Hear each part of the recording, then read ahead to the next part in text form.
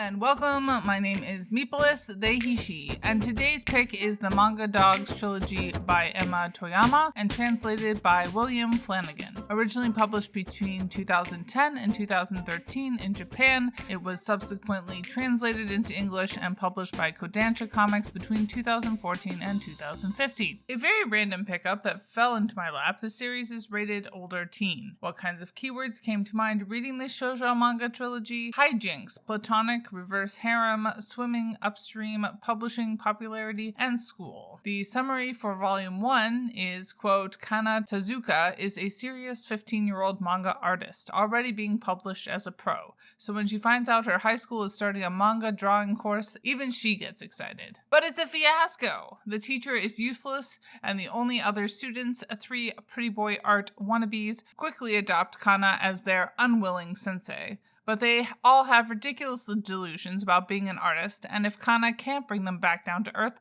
she'll never get any work done. End quote. A very prolific mangaka with a number of translated titles that I should probably try and read in the future, Emma Tōyama debuted in 2003 with the manga Angel's Egg. Her bio in Goodreads says her most representative work is entitled Pixie Pop. But what did I think of Manga Dogs? I found it really funny and quite delightful. Honestly, it's a bit niche with readers needing a certain level of appreciation for the manga industry to get most of the jokes. I'm certainly not an expert, but have been reading manga for several decades at this point, so I guess I've absorbed enough. Otherwise, the humor style reminded me a lot of Ouran Host Club. The series was also the antithesis of magical thinking.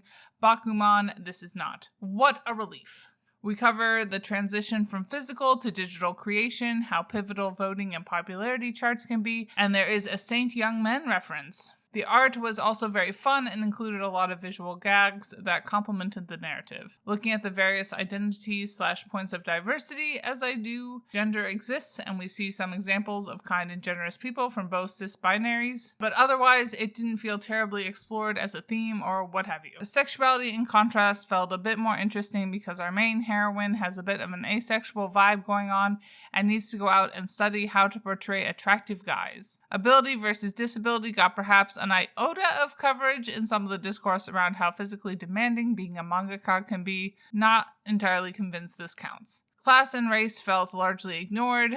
Wrapping things up, I ended up rating this series somewhere between 3 and 4 stars. Very niche, but also very funny. I'll definitely be checking out more by this author in the future. Bye y'all, keep reading and stand with striking workers. And Literally Graphic is created on land that should be given back to the traditional landholders, which in this case is, to my knowledge, the Mississaugas of the Credit First Nation, an Anishinaabe people, the Haudenosaunee Confederacy, and the Huron-Wendat Nation.